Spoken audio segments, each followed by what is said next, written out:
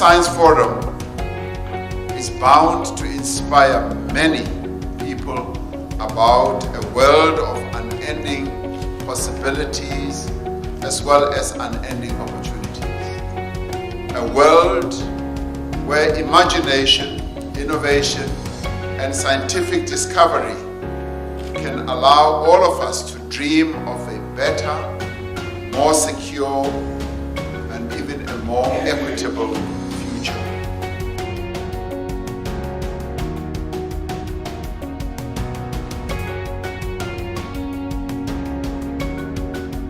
The Forum seeks to build on our objective of providing a vibrant support base for the expansion of research and innovation on the African continent in partnership with the global science community.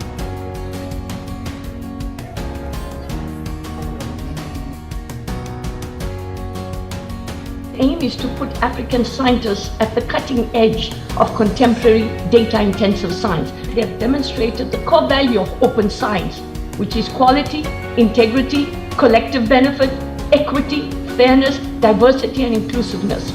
And so this scientific humanism in a troubled world is at the heart of our endeavors for a peaceful world.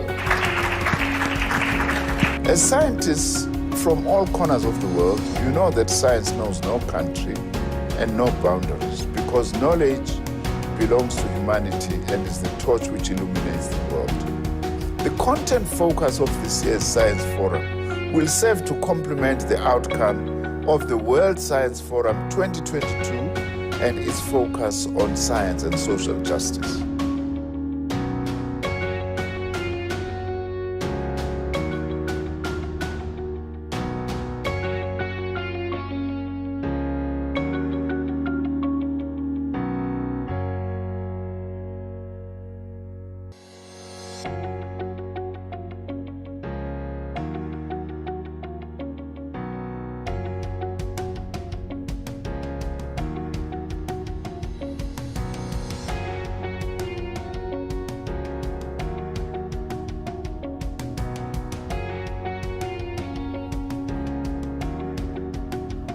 We at INGSA aim to be more and more global by engaging all stakeholders and interacting with all subgroups of civil society. This is why the World Science Forum in Cape Town in December is so important for us. I hope to see you there. I am excited that the World Science Forum is going to be right here in South Africa. Well, we believe that conversation about science, dialogue amongst partners, is absolutely critical for the scientific enterprise to progress. Will be an ideal opportunity to launch South Africa to the world. We've already had some glimpse of what those kinds of discussions would be, and they are enormously exciting. South Africa is a place that most people from around the world have some sense of. It's been this kind of proof of concept of all the major ideas of modern society. Come here, let's just demonstrate to you the ability of Africa in terms of showing how our value in AI is. Don't miss out. It's going to be exciting, jam-packed with a lot of innovation, a lot of inspiring stories, and science all the way. Science Forum South Africa is evolving into a powerful platform for advancing science, technology, and innovation in the continent. Viva Africa! Thank you!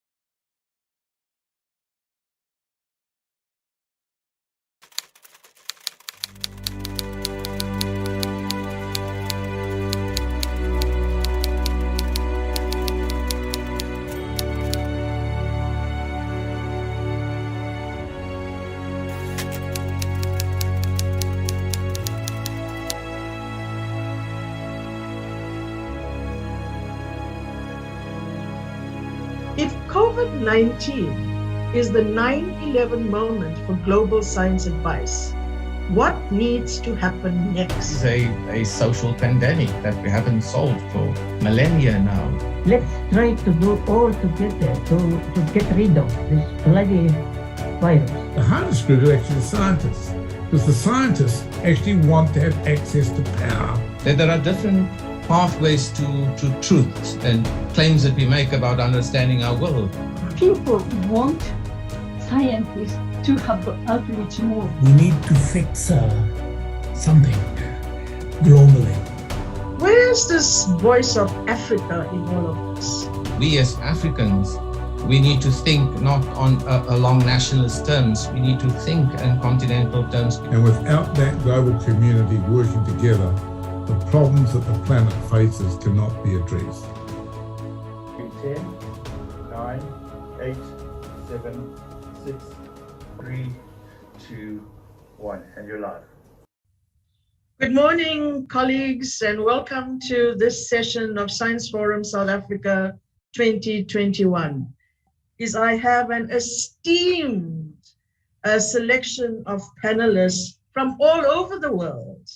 And this particular session has been put together by Aidan Gilligan from SciCom, Making Sense of Science.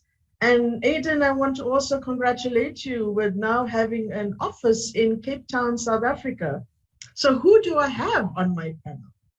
Well, as co-organizer and speaker, I have Professor Remy Quiron from Canada. Remy from the field of psychiatry and neuroscience, and is currently the chief scientist of Quebec and president of the International Network for Governmental Science and Advice, or INGSA.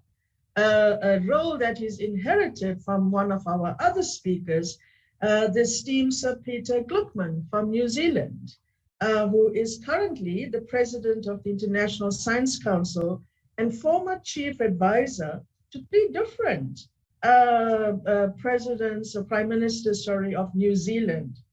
Peter himself is a pediatrician and biomedical scientist. Coming from Estonia, I have Professor Enna Erma, who is an astronomist and former politician and speaker of the Estonian parliament. And then joining us all the way from Japan is Miyoko Watanabe, who, as a scientist, played with semiconductor physics and is now the executive director of the Japan Science and Technology Agency. And listen to this, more importantly, the director for the Office of Diversity and Inclusivity. So welcome to you, Miyoko, all the way from Japan. And last but not least is my dear friend and colleague from a previous life, Professor Derek Schwartz, who is a doyen in ocean sciences. And for his sins, he currently serves as the special advisor to our Minister of Higher Education, Science and Innovation, Dr. Bladen Zamane, and is the Chief Strategy Advisor for Ocean Sciences at Nelson Mandela University. So colleagues, you can see why I am so excited, because these scientists have managed to take the collective experience from the science and to package it at that interface of science and policy. And this is what we want to talk about today. We said that if you could, and I want to re-emphasize what the title is, because it was recently updated in the abstract. And the title is, if COVID-19 is the 9/11 moment for global science advice, what needs to happen next? So colleagues, that's the topic. But before we venture into what happens next, I think we need to contextualize how is it that you have all come to this party and how you would view your collective experience to date in how you have managed to bridge that very large rift that exists between science on the one hand and policy on the other. And of course, there is another kid on the block, and that is politics. How do we manage this science and policy structure in lieu of politics? So what I'm going to do is give you a few minutes to give me give the audience a kind of a succinct preview into the kind of roles you have played in interfacing the science policy juncture. What worked? What didn't work? What would some of your messages be?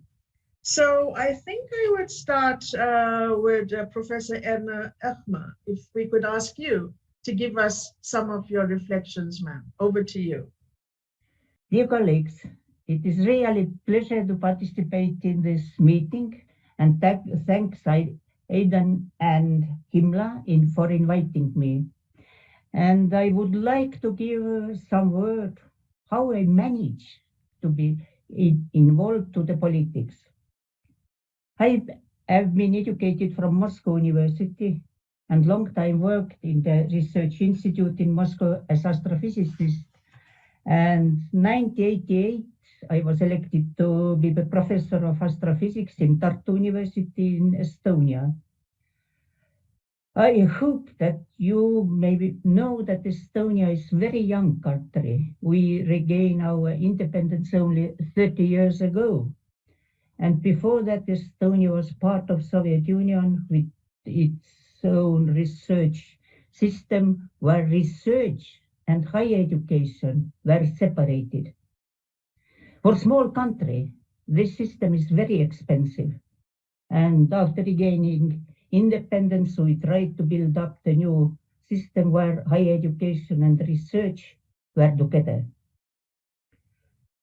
And during this time, when I was in Estonia and returned back from Moscow, I was involved in all the reorganization processes which took place in Estonian research. It was really very exciting and hard time with small money for research and need to understand, we must understand which direction of research we can support and which not.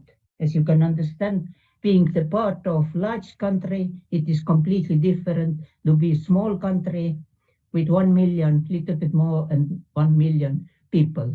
Many of you understand it is only the part of, for example, large city, Tokyo or Quebec and so on. We are so small. But 10 years later, after independence, I thought that our policymakers pay too little attention to the future of Estonian science.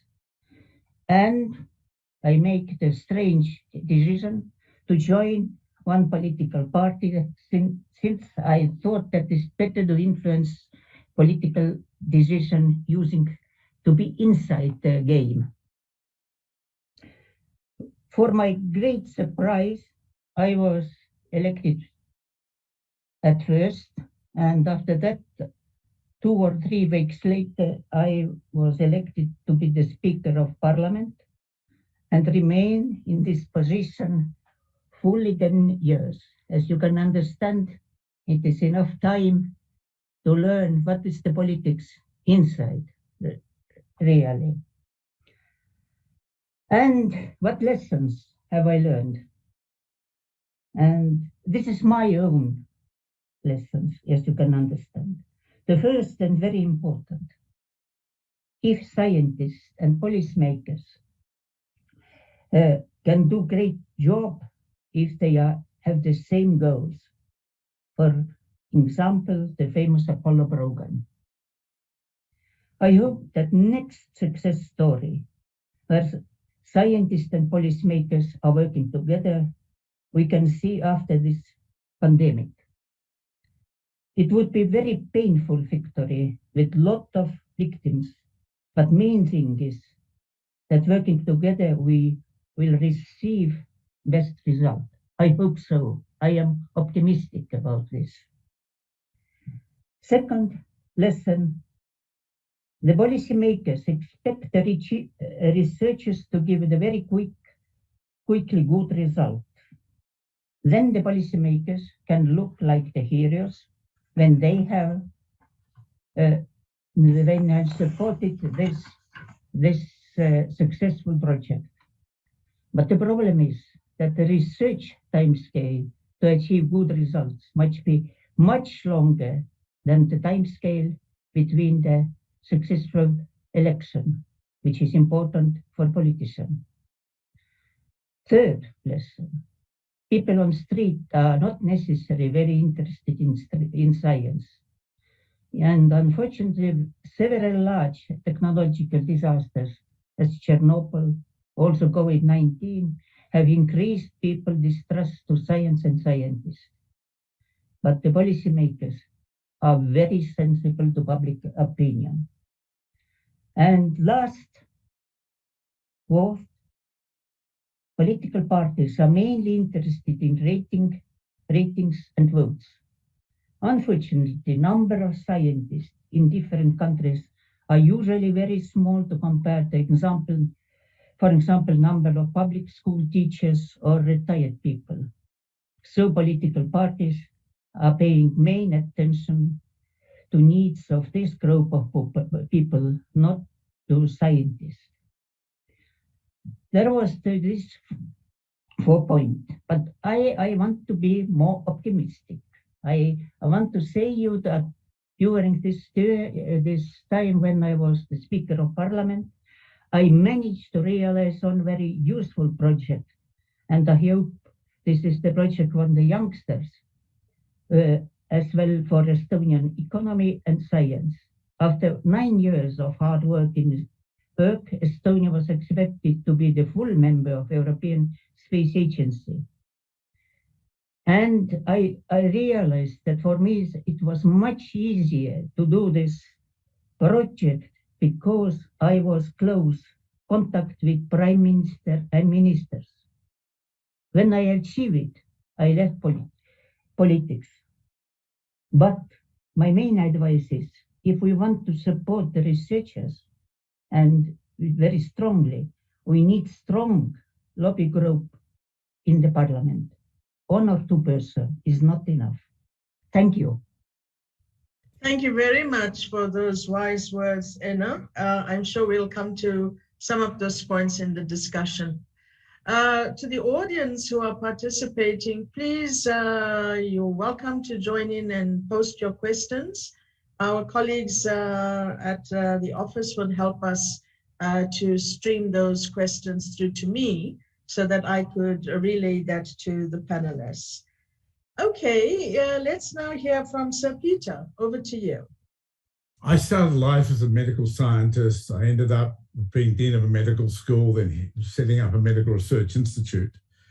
And in 2000, had a lot of scientific acclaim. And in 2009, I was asked to be the first Chief Science Advisor to a Prime Minister of New Zealand. The real role was to help the Prime Minister and the Government of New Zealand to use evidence better in policy making. Everything else was secondary to helping the government use evidence more importantly. It was not primarily about advancing science for science's sake. It was about evidence to impact on public policy. And that was interesting because as I developed the science advisory mechanism over time, we put a lot of emphasis on social sciences as much as on natural sciences, because of course, from a government's point of view, the issues in the social sector are far more expensive and complicated than they are in the natural science sector.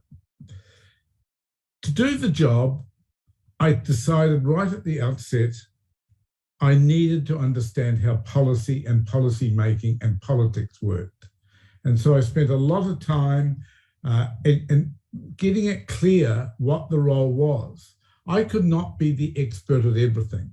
I didn't have to be the expert on anything. I had to be the translator, the interpreter between the science community and the political and policy community. And that led me to thinking a lot about the logic of science advice. I founded, and Remy was in there at the beginning, and for 8 years I chaired INGSA, and now I chair the International Science Council. And I think the logic was to understand that there are 2 separate tasks. There's the task of synthesizing the evidence, and that needs to be done in a pluralistic way. It's best done often by academies or appropriate groups to bring the evidence together.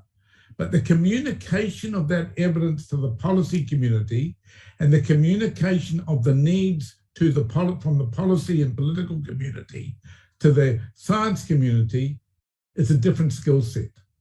And I think where science advice goes well, it tends to recognize the need to separate synthesis and brokerage. They are not the same thing. And I think that's very important to understand. Furthermore, evidence synthesis, which is often done around the world by academies or groups like that, usually ends up being a report. But in fact, the brokerage of science advice to a politician or a senior policymaker depends so much more on diplomatic skills of understanding that policy making is not just based on evidence, but is based on a lot of values-based issues like fiscal priority, electoral priorities, diplomatic considerations, public opinion, political ideology. That's the normative and appropriate part of policy making in a democracy. And a science advisor needs to know how to navigate that while still not compromising on the nature of the evidence. But it means translating it into language that they understand and aligning with the values to the extent you can of what they see to be important. And that's a skill. And it relies on certain characteristics: humility, trust. You must have trusted relationships with the politicians, and I include the opposition in that regard. It must be apolitical. It must include trust with the senior policymakers, and you will have contestations with them, but you need to do it in a civil and diplomatic way. You need trust with the media. You need trust with civil society. The hardest group are actually the scientists, because the scientists actually want to have access to power on their own account. And there's often competition, and we've seen this during COVID, a lot of competition for access to power. And that can end up with the poor old prime minister or politician needing to act as a scientific referee. And that's not what they can be. That's why you need good evidence brokerage and good evidence synthesis. Now, there are multiple models of developing this. I'm not claiming that the Anglophone model of the chief science advisor is the only way of doing it. But you do need to have a mechanism for evidence synthesis, and that may need, that as we've said, needs to be appropriate to the situation in play. And you need to have proper processes of giving scientific brokerage, evidence brokerage, risk brokerage to the executive of government. And so within the constitution and history of any country, there are ways of achieving that. But without that, you end up with, I'm afraid, big reports that don't get read in language that cannot be understood by those that need to do it, and risks of misunderstanding between the policy community and the science community, the political community and the science community. So I'll stop there, Himla, in the interest of time. No, that's excellent words of advice, and I'm sure we're going to revisit this. So let me bring in Miyoko. Miyoko, would you like to give us your thoughts on this topic? Yes, okay. Well, thank you very much for arranging this session, Aidan and Himura. So I'd like to share the data I have in my talk. So let me share. Okay, so first of all, I'd like to show you the situation of COVID-19 pandemic in Japan. This picture shows the daily new positive cases in Japan from March last year to yesterday. We experienced the pandemic waves 5 times, and now the pandemic is calm. We don't know the exact reason why the pandemic is calm now in Japan, but we can guess some reasons. The first is the ratio of vaccination. It is high, now 77%, that for teenagers about 70%. We started vaccine late in February this year, but practical Start time was in May, and many people had vaccination in a short period. So we maybe have herd immunity now. The reason of high vaccination ratio is due to education of citizens. People know what is virus, what is vaccine, and the effect of vaccine. The second reason is our custom of wearing a mask and washing hands. The third is Japan is an island country. We can travel to and from overseas only by airplanes and ships, so that it is easy to control it at the airport and port. So let me examine the relation between the vaccination and education. This shows a result of a report of SDGs Dashboard Index focusing on SDG 4 quality education. The upper table shows the level of SDG 4 in the countries. Japan is assigned as level for highest level here. The lower this table shows the SDG 4 level and each country's second vaccination rate finished as of last week. We can see last tendency. Well-educated countries have high vaccination ratio. So next, I show you the data of wearing a mask. The pink line over here shows the data of Asia Pacific. The green shows the Middle East, the light blue shows the Americas, and the purple lines shows Europe. When the pandemic started at the beginning of last year, the wearing mask ratios were very high in Asia. So we have custom to wear the mask before the COVID-19 pandemic started, so that it was not hard for us to wear a mask. We can notice it was harder in other areas.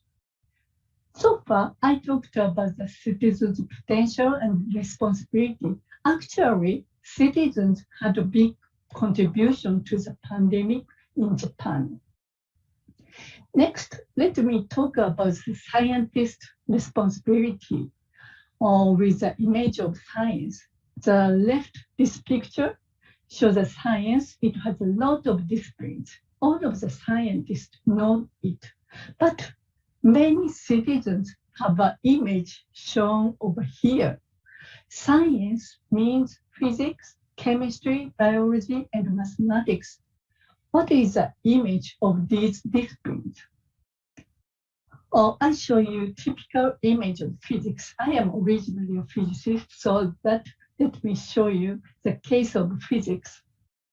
In the world of physics, we treat only closed system where we can set formation and boundary conditions. We can get a unique solution with this small, well-defined world. But real society is different. It is an open system where we cannot define general formation and boundary conditions. We cannot get a unique solution, and we have to estimate multiple solutions. What I would like to say here is citizens expect a unique solution for the real society problems for science. It's impossible. We have to tell the limit of science, and the science can give us only multiple solutions estimated. So we should think of a citizen's potential and responsibility, adding to the responsibility of scientists and politicians. So citizens need education that lead to fairness, and the scientists should need convergence of knowledge more. It can lead to inclusiveness, and the politicians should need scientific knowledge more that lead to transparency. I did not talk about the politicians' responsibility. I will talk it as a discussion. Thank you. Thanks, Nyoko. That's quite clear and succinct, and very nice to see how behavior and attitudes have contributed to keeping the levels of the COVID pandemic down and compliance for vaccination. So nicely brought into the discussion. All right. So Derek, you've heard from some of our colleagues, and I'd like to bring you into the conversation now so that you could share with us some of the experiences that you've had in the South African environment. Over to you, Derek. My route into policy advice is, I guess, probably rather unorthodox in this case. And I am a social scientist by training, Himmler. And but I spent much of my days before this role, prior to this, some few decades ago, as an anti-apartheid activist, seeking democratic change, transformation in our system, and spend a decade of my life in exile, and then came back to serve, 2 stints as vice chancellor of 2 universities in South Africa before, much belatedly, might I add, joining, the belly of the beast. And so I'm, unlike my other colleagues, I'm pretty new to this, adventure. And it's a steep learning curve. All these years I've been standing outside of the system, and now I'm inside the system and having to deal with all its contradictions and paradoxes and limits, of course, as well. And so I indeed, I'm learning from this conversation tremendously also.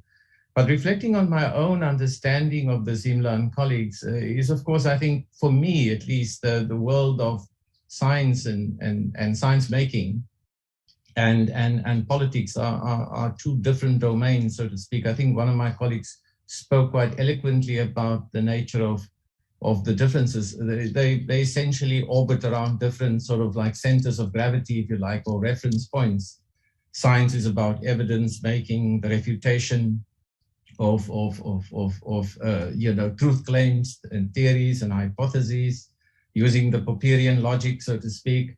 Politics is about, as my colleague from New Zealand was saying, about power, about electability, about serving constituencies, about making difficult choices amongst different things in the context of a scarcity of resources. Now they do, of course, interface, but I cannot see from myself how they can completely overlap, so to speak, because they, in a sense, they appeal to different internal logics. And I guess the question for me is what are the sort of bridges that we need to build from science and scientific advice into the political realm in such a way that we keep the integrity of science intact. But as my colleague from New Zealand was saying, is to synthesize from that lessons or evidence that we can present, as a basis for hopefully rational policy calculus and decision making in the political system. Whether that is done in that way, of course, depends on a whole range of other things that, most of my colleagues would know that life is much more complicated in that regard. And so they are distinct realms of reference in a way, but that traditional system, if you like, is increasingly under pressure today from 2 sort of sources that I can see. One is the proliferation of democratic claims on the state. With the advancement of democratic norms across the world, citizens are demanding more and more from governments, from state institutions, and indeed from the scientific establishment too, to provide the sort of answers to the vexing, the wicked problems facing us in the early to the mid-21st century, so to speak. And I do think that is in difference from perhaps previous decades. There's much, much more expectation from citizens across our nations, demanding more, from our governments, our states, and indeed from our scientific and technological establishments as well. And then the second one is a set of structural pressures that are imposing itself upon this science policy-making interface in ways that perhaps is unprecedented, at least in recent decades. And this flows from a range of huge problems on a planetary scale facing humanity. And indeed, this science policy-making interface has to, in a sense, wrestle with these big problems.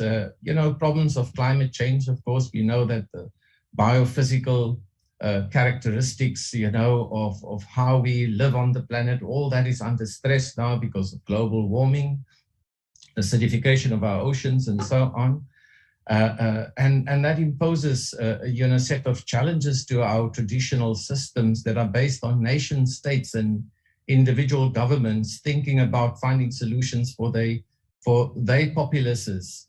And these problems tend to transcend those national boundaries and poses some very serious challenges for us thinking about this interface as well. And of course, economic globalization is another phenomenon that, increasingly the world is being pushed and, integrated. Its financial, trading, production systems, value chains are increasingly being intermeshed and fundamentally becoming much more interdependent upon each other in that sense. And again, you cannot therefore make policies based on evidence, only thinking about yourself in a particular local context. It has to be done coterminous or parallel with what is happening in the rest of the world as well. And then, of course, the phenomenon of technological disruption, and again, all the maladies and challenges that come from that as well. And the problem of growing social inequality across the world is a social pandemic that we haven't solved for millennia now.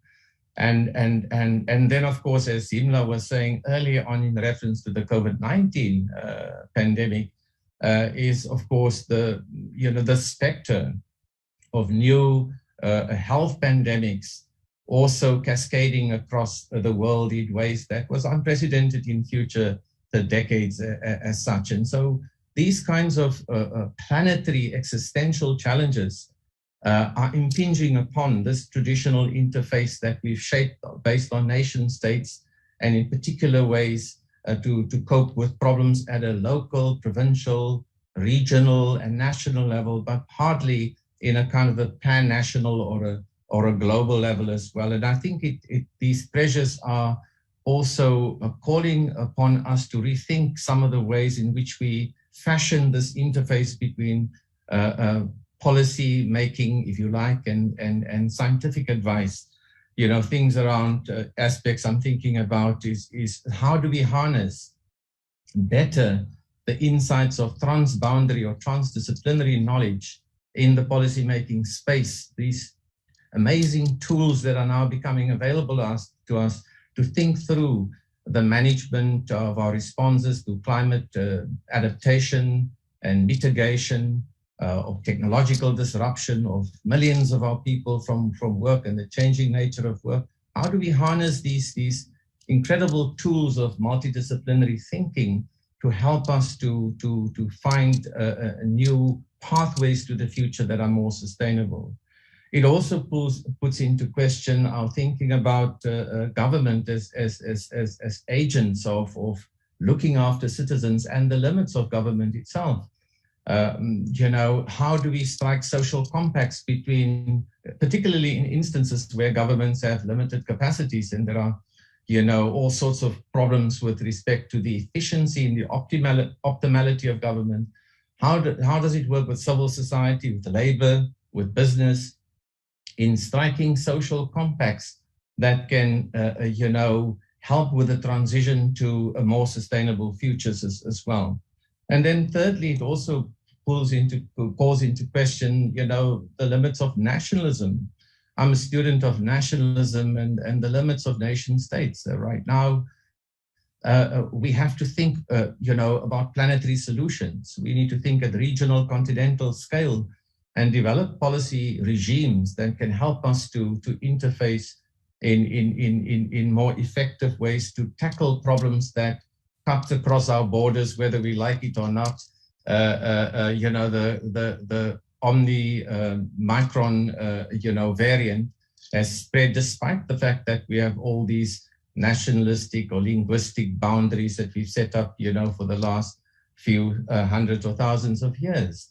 And so the kinds of solutions that I'm personally looking at is ways in which we can begin to revisit some of the assumptions on the basis of which we develop tools, policy tools for dealing with these issues. And I think science obviously has a critical place to play in this regard. Thank you very much, Imlak. I'll join the rest of the discussion. Thanks. Thanks, Derek. It was a very good take on being a new kid on the block, and I really enjoyed listening to some of your insights.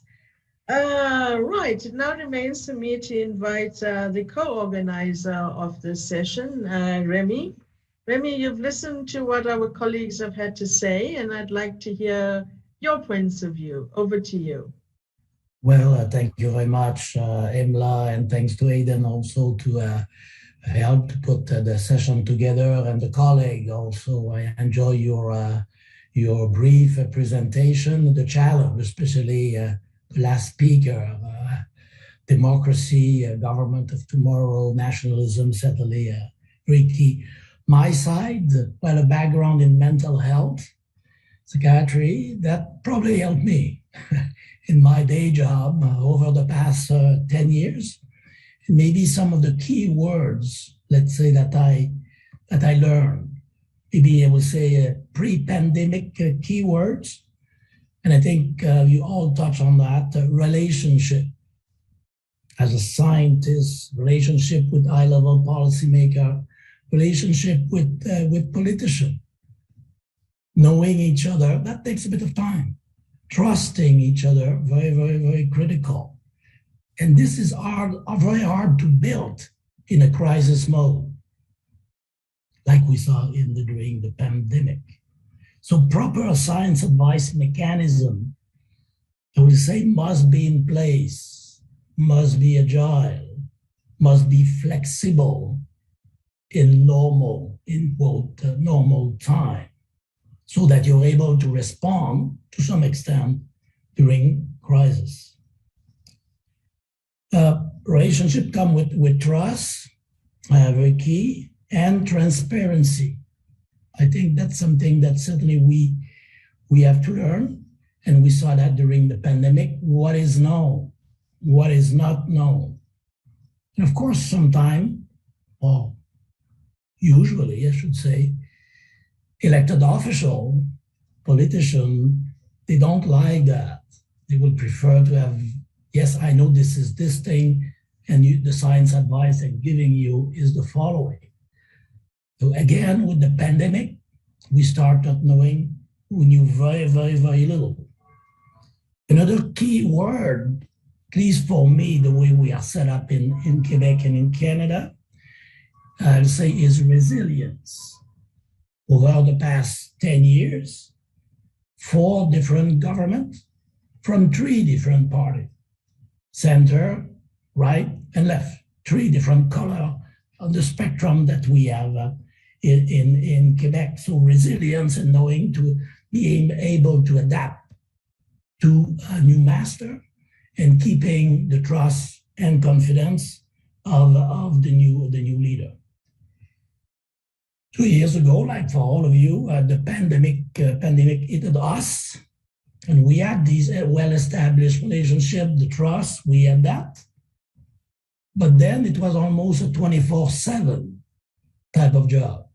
So a lot of stress, a lot of anxiety on the level of politician, high-level policymaker, and science advisor, because we are basing our advice, talking with colleagues worldwide, on limited information. Should we, I think a colleague from Japan talk about mask. Well, in Canada, we're not used to wear masks. So should we wear masks or not? Say no. Then the week later or 2 weeks later, say, well, maybe, and then yes. So for the politician, a bit hard. The vaccine, and after the first trial, should we have between the 2 doses? Should we have 4 weeks, 8 weeks, 16 weeks. Decision in Quebec has been to extend it a little bit just because we did not have enough doses to properly vaccinate. But in the end, that was a good decision. Turned out that was more effective that way. But we did not have these data at the beginning. So we took a risk as a science advice, but also the politician agreed and took the risk. The good side of things, I say, is science. Pose challenge, but science, and was especially open science. Access to data globally. And science has never been as visible daily. Some scientists became almost star. And I think it gave us also, and that's something hopefully we'll not lose, gave us the opportunity to explain a bit more to our high-level policymaker, elected official, and to civil society, to the public, explain a bit more the scientific method. So that's not necessarily what's on the front page of the New York Times. That is necessarily the truth. We are learning. So the scientific method takes time, as some of you had mentioned. So I think now they understand that a bit better. And again, here I stress transparency. What you know, what you don't know is very, very critical. Maybe a flip side of that, fake news and disinformation was mentioned, quite limited in Quebec and in Canada compared to what we may see south of the border in the US.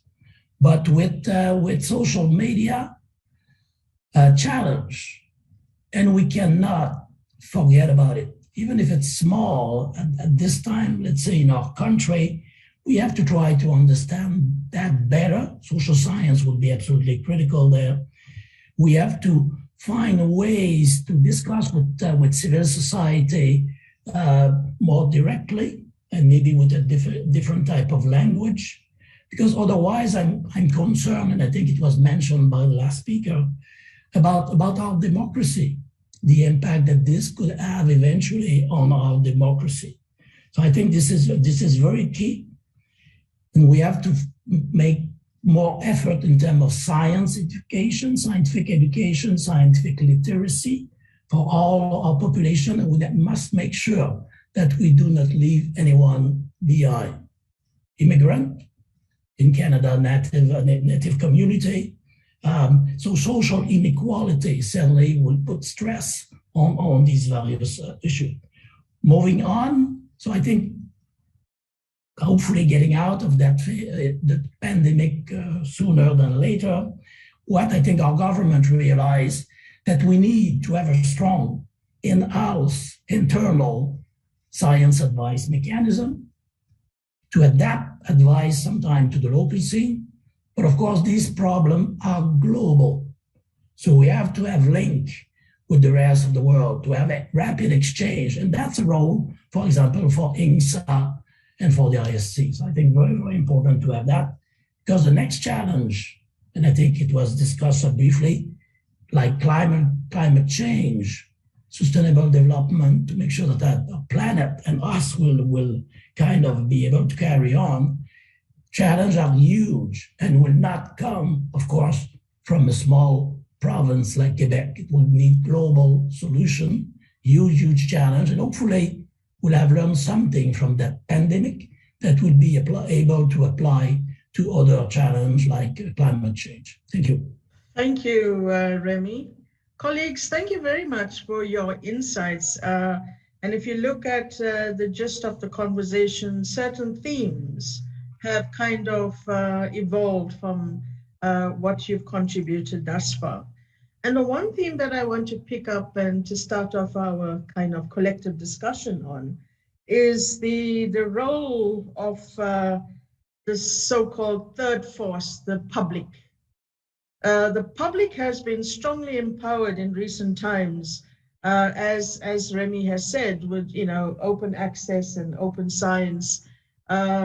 Information is freely available. I mean, sometimes even us as scientists, the first time we hear about things are through social media. before you could even get to the evidence. So I would like to go first to Nyoko. Nyoko, you showed in your presentation the kind of support for policy, etc., from the public.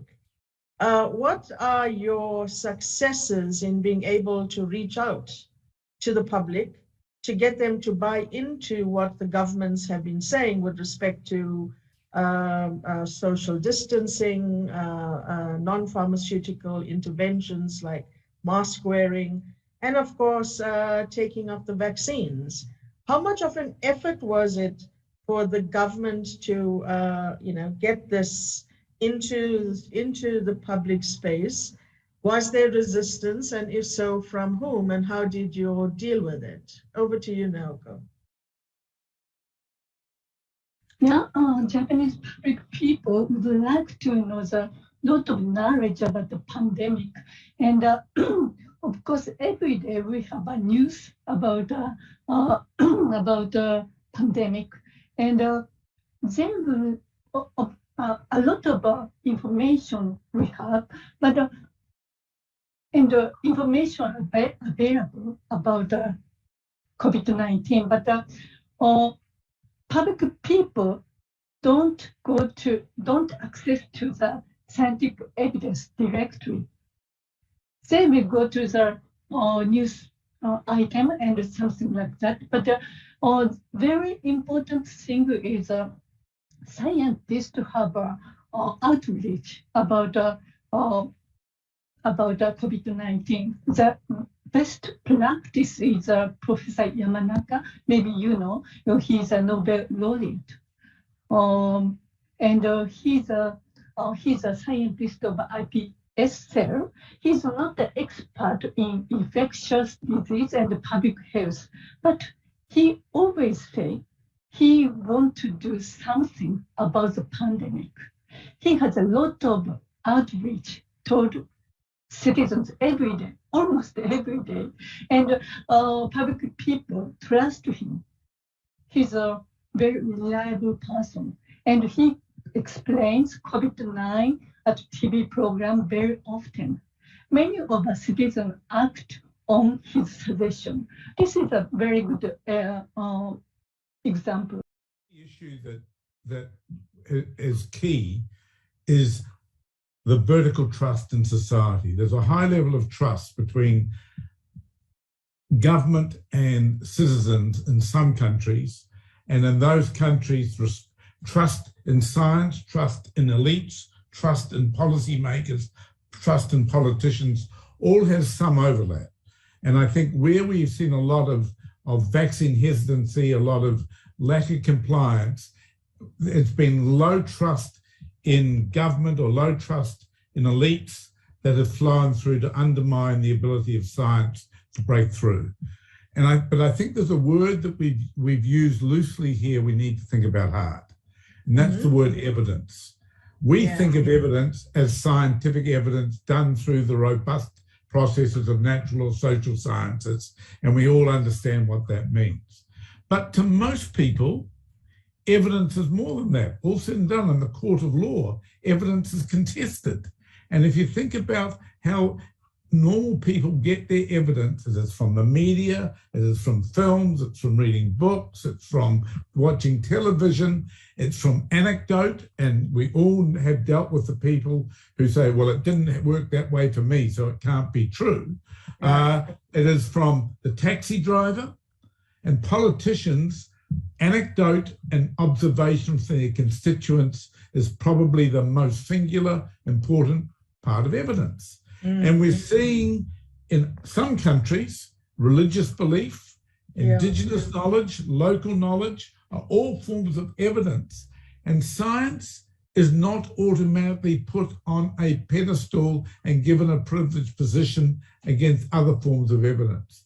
And one of the roles of a good science advice system is to acknowledge that there are other forms of knowledge and not deprecate them, but respect them and use a respectful approach through in navigating with the policy and the political community, who all said and done are just the same as ordinary citizens. That's how they get their evidence. And I think we must be very careful about this word evidence, that it's not just scientific evidence. No, that's And a of point. course, Well, in an age of misinformation, yeah, evidence, even if it's allegedly robust, I've done my research and my research says that the vaccine is not safe, that you can search your way, and we all understand how disinformation is cleverly using the databases now and cherry picking to create misinformation and political advantage. So there's a lot here that science has to contest with. Absolutely, absolutely. I don't know, and I'm just wondering if I can bring you in at this stage. Given what Peter has just said, how would you, given your role in the political sphere, deal with other lines of evidence, as Peter has told us now? How would you use that in policy making, and how would you use that in disseminating information to the public? Thank you. For me, it is very important that we start to tell very simple languages.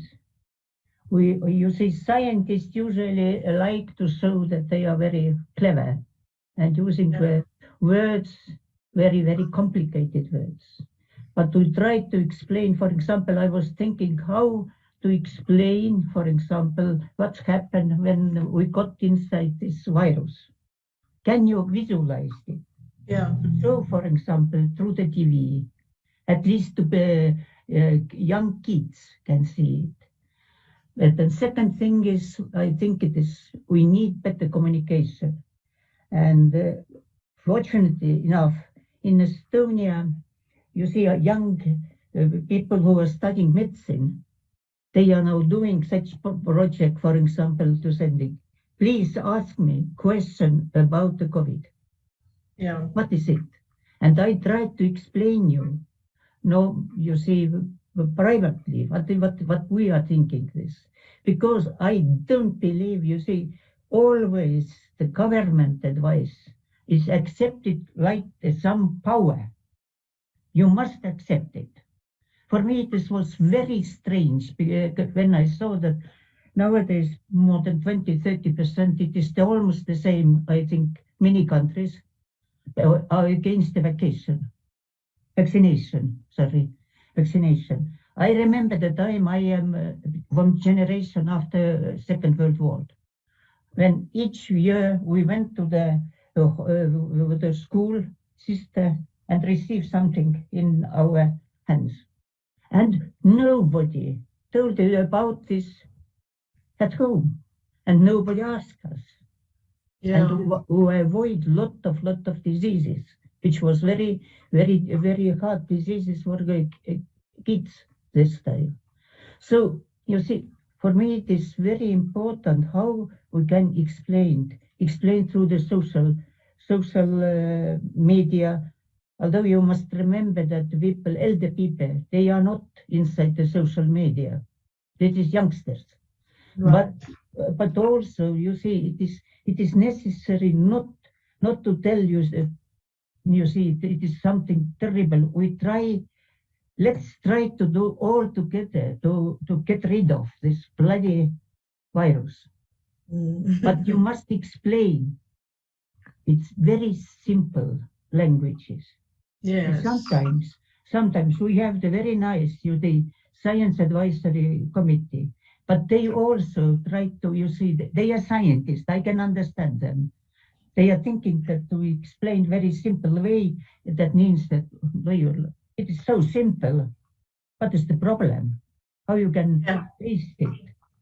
But you can see it is difficult. Yeah, I think about what I am talking about the communication. You see, I was thinking about, you see, the latest large pandemic was almost 100 years ago, at least one for Europe, and also for the United States and America and so on. And you see, after that, people have forgotten that it may happen. Yeah. Why Japanese and all the Asia people are more prepared? because they have some sort of small pandemic, swine pandemic, birds pandemic, but it never arrived the same level to the Europe. And I think we were very careless. We were not prepared.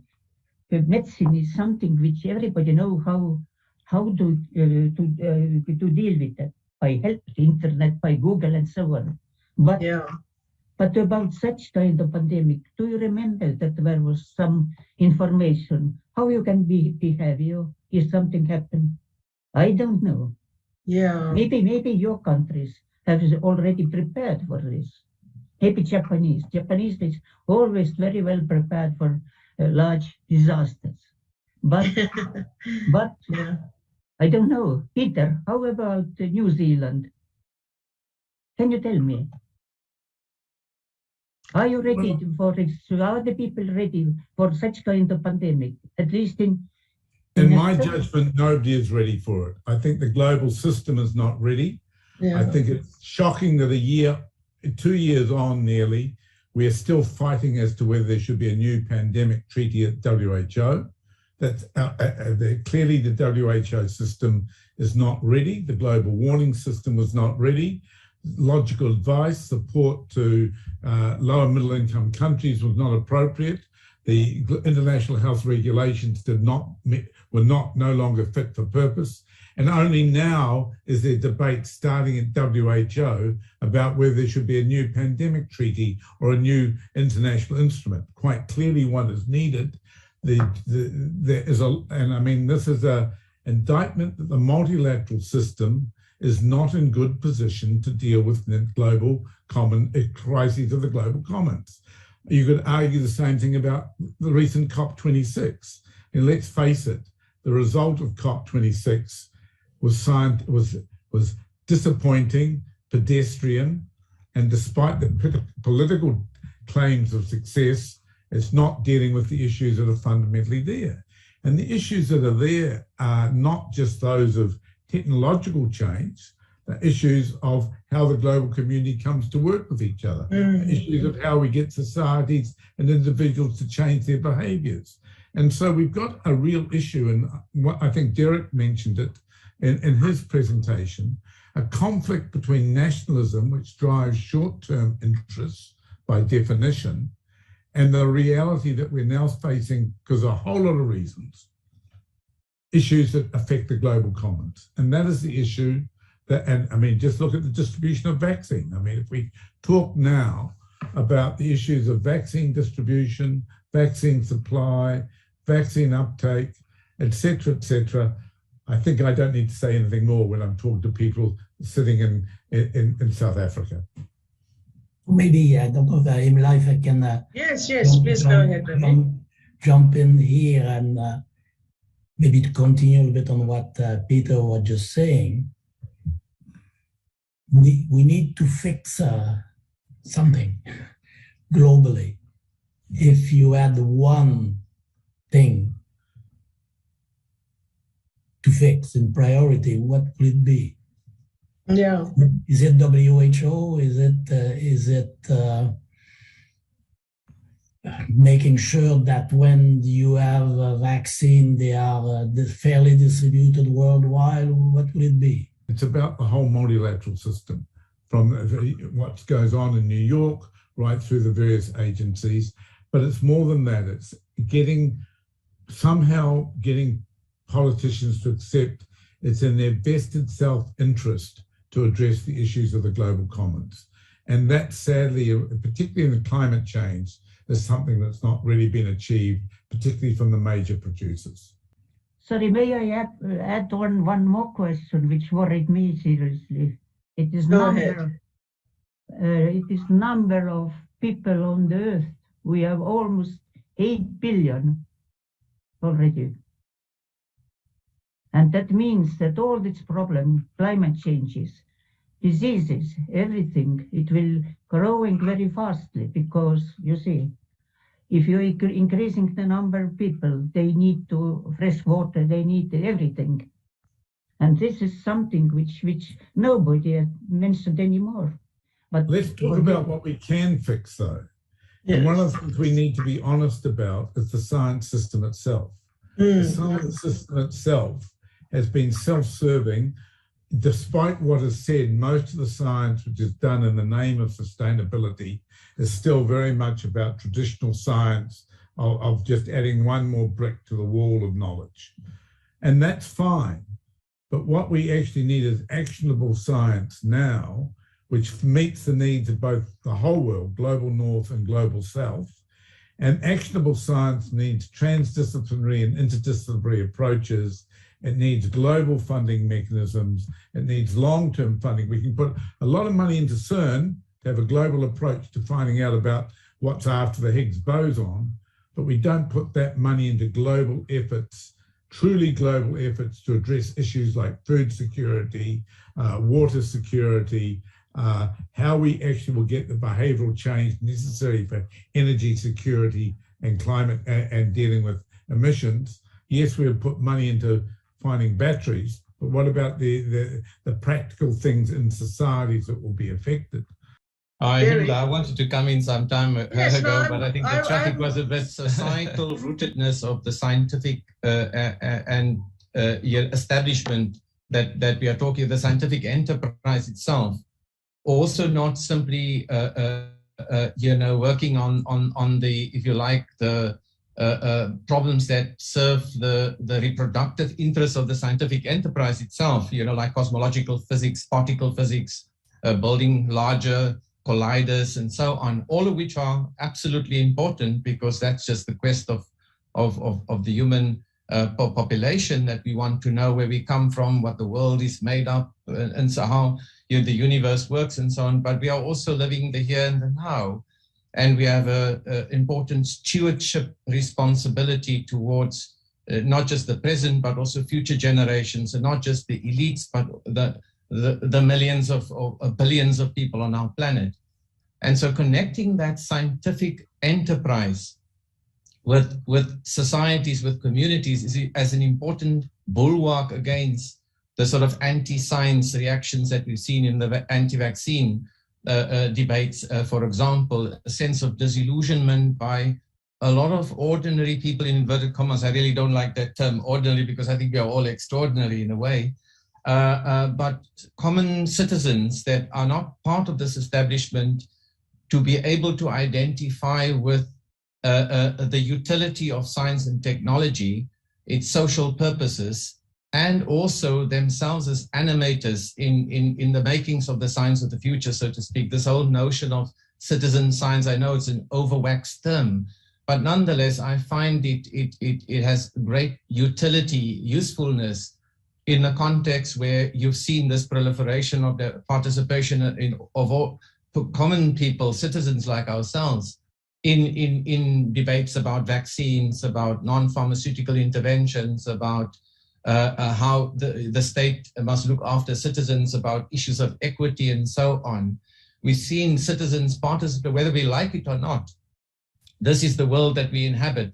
And we're going to have to figure a way out in which traditional science making and science education and the scientific process itself has to mediate with the sort of, aspirations of citizens to want to be part of the scientific and technological game of the future, so to speak, as well. So I do think this thing about people's science, community science, citizen science, is crucial as a nexus, to enable us to break out of elite perceptions about science, where scientific advisors like ourselves sit with government leaders at the apex of society and make decisions that we deem to be to the benefit of society, but which are invariably contested, by citizens on the ground as well.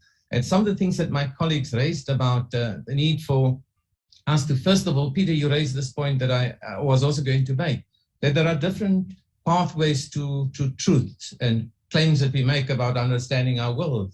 I don't subscribe to the Dawkians, view of there's only one way. Of course, as a scientist, I have a particular way of looking at the world, but by no means I want to arrogate myself to say my way or the highway type of logic. And we need to find a discourse, a way to interact with those other sources of knowledge, indigenous knowledge systems, spiritual leaders, cultural activists. People have different ways of understanding their world and relating to their world. And if you can't find common ground to build a common understanding about how we can be responsible stewards for the earth, I think that would be an important part of it. And then the second point that I wanted to make, Himla, on this is humility. I think, Peter, you raised this issue. It's absolutely important that when we do make claims, whether it's about the virus itself, understanding it, and also how to respond to it, whether it's vaccines or antiviral therapies or other kinds of pharmaceutical interventions, to be able to frame that in a way that is humble and also conditional and provisional also, because there's just a lot of things we just simply don't know. We also don't know what we don't know, and there are often things that we currently do that have unintended consequences, even if we thought that in a logical way, cause and effect, the way the world works. And it is therefore very crucial that we don't set up the scientific enterprise, on a pedestal that, would be so easily to dismantle just on the basis of all those conditionalities and provisionalities and so on. So I thought I wanted just to make those points as well. Thanks, Imla. No, that's very important. And I think you're absolutely right that we need to now kind of bring in this co-creation of knowledge. I think it's a very important component that the scientific enterprise needs to incorporate.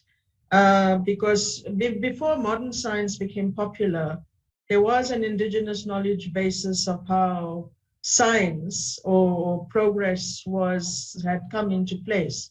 And I mean, and this is cross-cutting across the different cultures.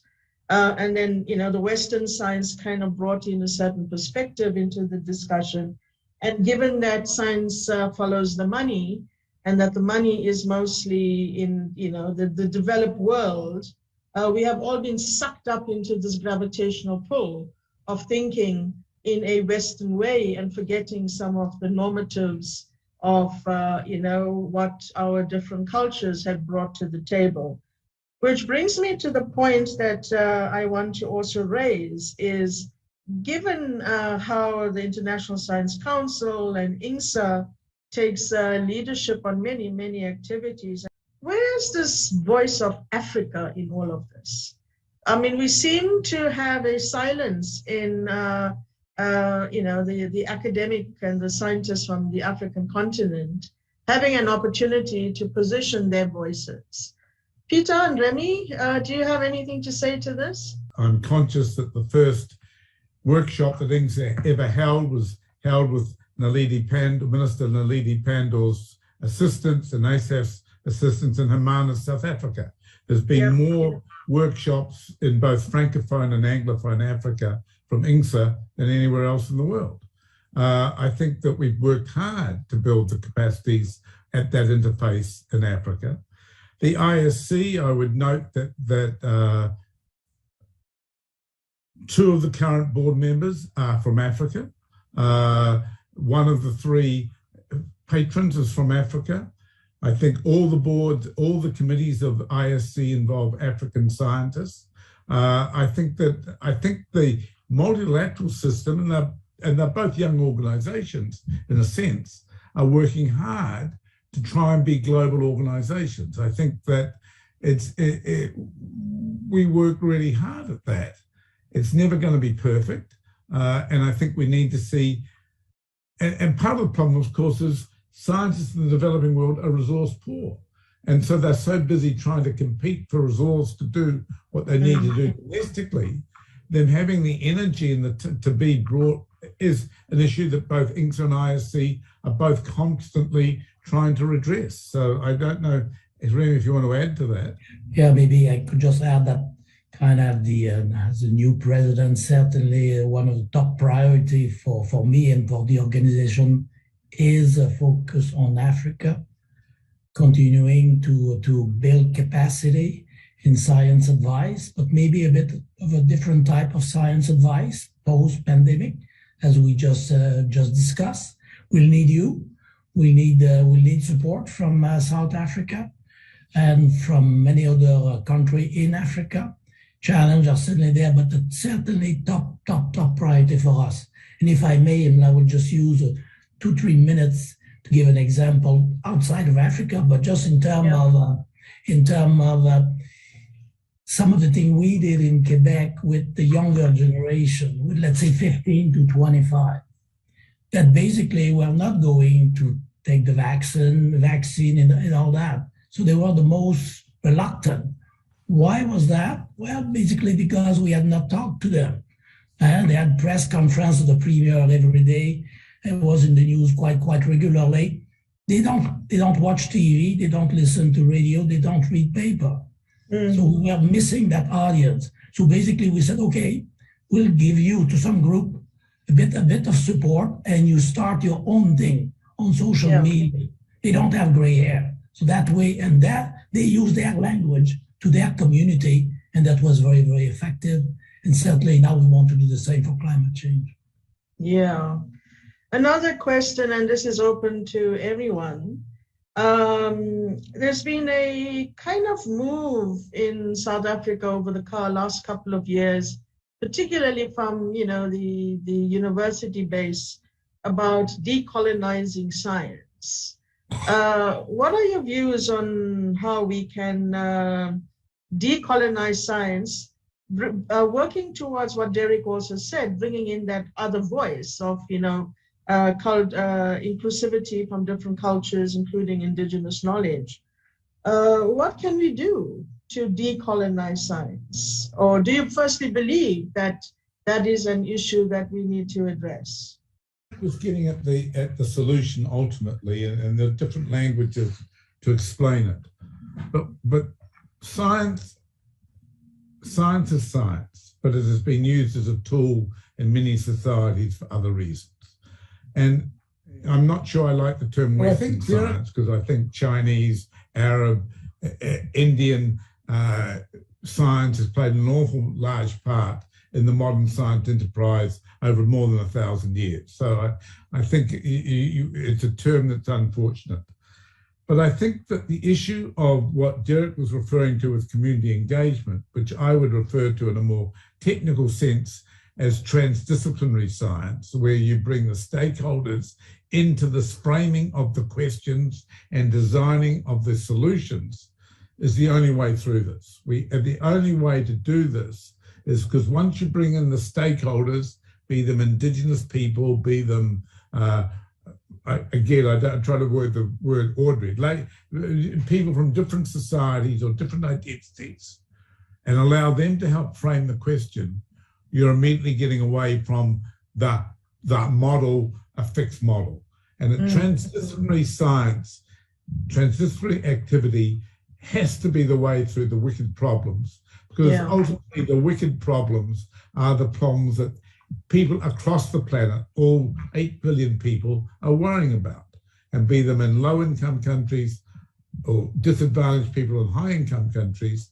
The wicked problems of intergenerational disadvantage, of deprivation, educational debt, etc., all can only be changed by taking a transdisciplinary approach. Yeah, I know. Imla, may I come in as well? Yes, please, please. Yeah, look, I mean, my own view is there probably a variety of different ways in which one can address this issue. So there's no sort of one bullet that solves all problems in the decolonization of science issue, which I support the notion. And I think one way in which you can tackle this is for African scientists and scientific establishments to club together to create platforms broader than their own nation states that can pool together resources to train the next generation of African scientists to work on these transboundary problems that Peter spoke about and other colleagues as well.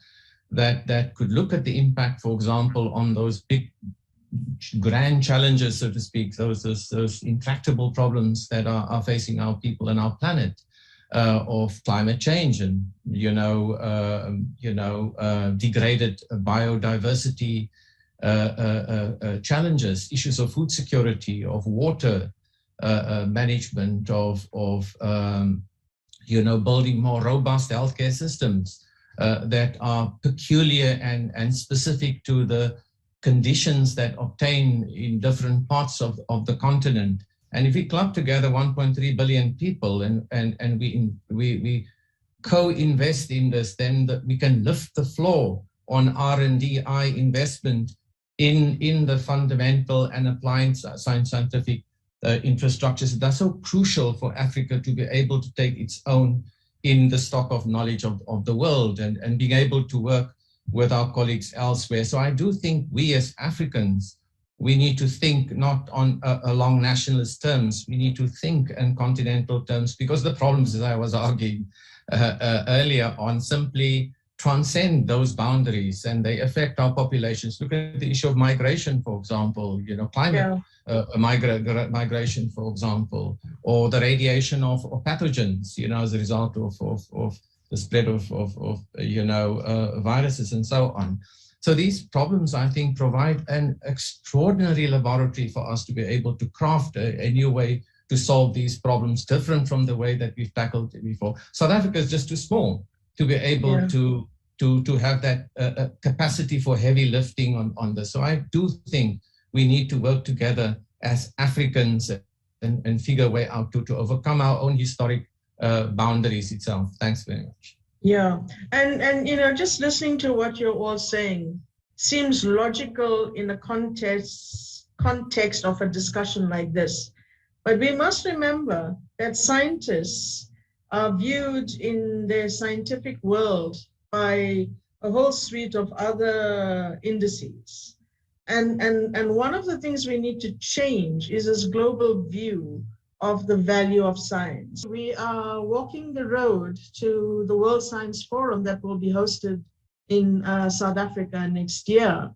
And I'm sure that this kind of topic on the value of the intersection, the nexus between science and policy, and the players like politicians, civil society, business, public, and all of that will come into play.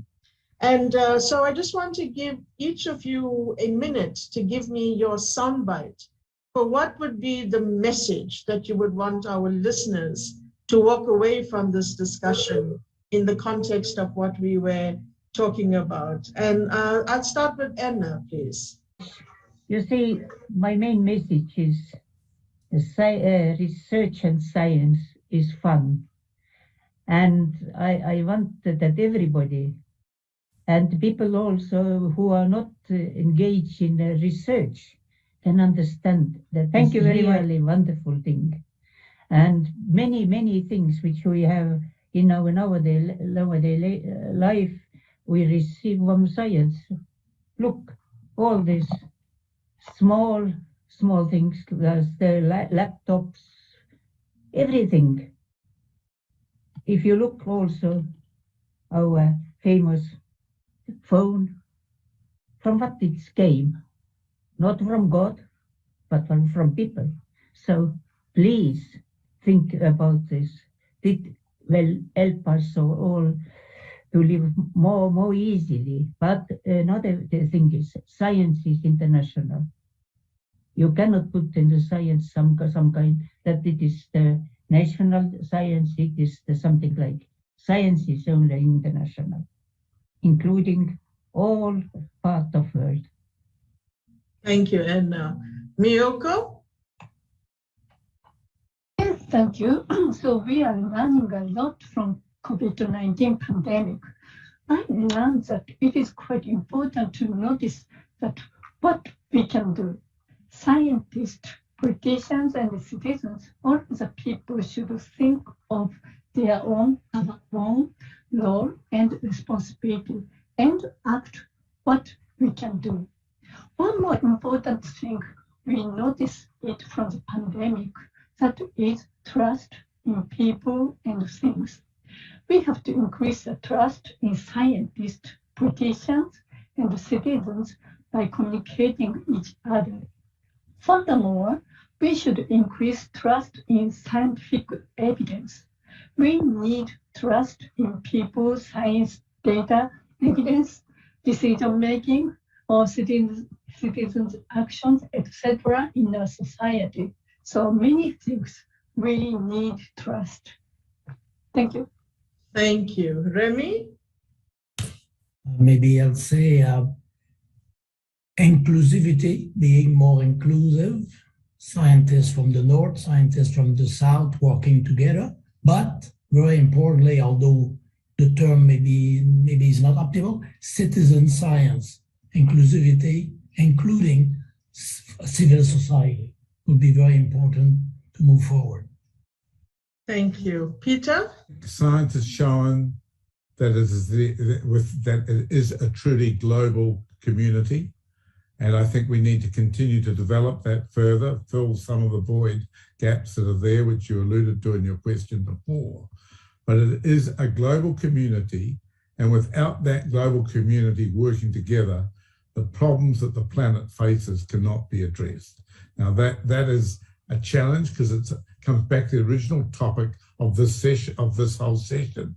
How do we have greater impact from the scientific community? And that means working together in a less arrogant way. Thank you. Derek, please come in. I think, thanks, Imla and colleagues. I think if we could figure a way out to design the rules of a global system that can link science to society and science to governments in a way that can appeal to those intrinsic traits that have made our species so spectacularly successful, and also, in inverted commas, so destructive also over 300,000 years of our evolutionary history, being a cooperative species. If we can find a way to design the rules of this new global system that can appeal to those inherent traits that are hardwired and softwired in our DNA, about collaboration, about sharing our resources in the commons, about our mutual interdependence, about our common futures, and of course to build, as Remy was saying, a more inclusive global humanity. If we can figure out a way how to do that, I think in all the cultures, in all the religious systems, in all the scientific systems of the world, there are points of agreement between us to be able to work together to become common stewards of the earth. Yeah, thank you very much. Yeah. Wow. I told you at the beginning, I feel like a kid in the candy store or on Christmas Eve waiting to unpack my presents. You all have certainly delivered your packages into my brain, into my heart, into the psyche of all those who were privileged to listen to you. I think your honesty, your freedom of thought, your engagement has really, really shared what the ideal world should be at this core interface of how we bridge the gap and build the bridge between the science, environment on the one hand, and the policy, politics, and the common good on the other. I am humbled to have been asked to moderate this session, and I think you have given us a lot of food for thought. I hope that the thoughts that they have shared with us penetrate into your hearts and into your brain to bring about the change that is necessary, and hope that we have an opportunity to engage in the rundown to World Science Forum, and that we have an opportunity to meet face to face. Thank you all, and thank you, Aidan, also for allowing me this privilege. Bye for now. Take care all.